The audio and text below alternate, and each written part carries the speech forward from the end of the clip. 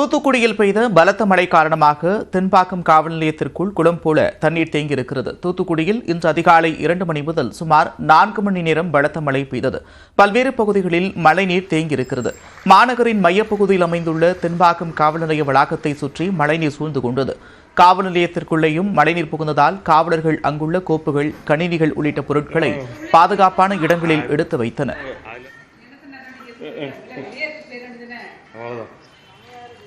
இதேபோன்று முத்தையாபுரம் தெற்கு தெரு பகுதியில் உள்ள 50க்கும் மேற்பட்ட குடியிருப்புகளை மழைநீர் சூழ்ந்து கொண்டது. சாலைகளில் தேங்கியுள்ள தண்ணீரால் அப்பகுதி மக்கள் கடும் அவதிக்கு ஆளாகினர். இதனால் தண்ணீரை உடனடியாக வெளியேற்ற மாநகராட்சி நிர்வாகம் நடவடிக்கை எடுக்க வேண்டும் என்று அவர்கள் கோரிக்கை விடுத்துள்ளனர். இதேபோல நெல்லை மாவட்டத்தின் பெரும்பாலான பகுதிகளில் குளிர்ந்த காற்றுடன் கனமழை பெய்வதால் இதமான சூழல் நிலவியது. இதனிடையே மணிமுத்தாறு அருவி, அகஸ்தியர் அருவிகளில் சுற்றுலாப் பயணிகள் குளிக்க மாவட்ட நிர்வாகம் தடை விதித்துள்ளது.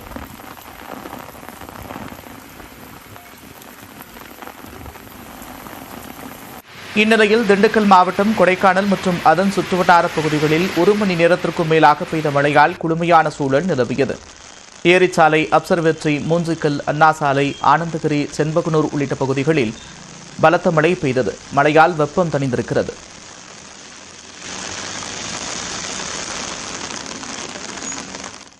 அடுத்த 2 நாட்களுக்கு தமிழ்நாட்டின் ஒரு சில இடங்களிலும் புதுச்சேரி, காரைக்கால் பகுதிகளில் இடி மின்னலுடன் லேசான மழைக்கு வாய்ப்பிருப்பதாக வானிலை ஆய்வு மையம் தெரிவித்துள்ளது.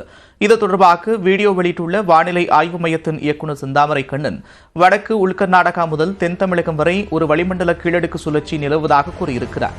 இதனால் வரும் 23 மற்றும் 24ஆம் தேதிகளில் தமிழ்நாட்டின் ஒரு சில இடங்களிலும் புதுவை மற்றும் காரைக்கால் பகுதிகளிலும் இடி மின்னலுடன் கூடிய லேசான மழை பெய்யக்கூடும் என்றும் அவர் குறிப்பிட்டுள்ளார். அதே சமயம் வரும் 26ஆம் தேதி வரை தமிழ்நாட்டின் அதிகபட்ச வெப்பநிலை ஒரு சில இடங்களில் இயல்பை விட 2 முதல் 3 டிகிரி செல்சியஸ் அதிகரிக்கக்கூடும் என்றும் வானிலை ஆய்வு மையத்தின் இயக்குநர் செந்தாமரை கண்ணன் தெரிவித்திருக்கிறார். தமிழகம், புதுவை மற்றும் காரைக்கால் பகுதிகளில் அடுத்த 2 நாட்களுக்கு ஒரு சில இடங்களிலும் 24ஆம் தேதி ஓரிரு இடங்களிலும் இடை மின்னலுடன் கூடிய லேசானது முதல் மிதமான வரை மழைக்கு வாய்ப்புள்ளது.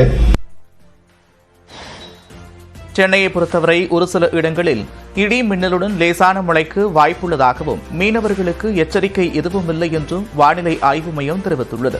கடந்த 24 மணி நேரத்தில் அதிகபட்சமாக தூத்துக்குடியில் 8 சென்டிமீட்டரும், குமரி மாவட்டம் திருப்பரப்பில் 4 சென்டிமீட்டரும் மழை பதிவாகியுள்ளது.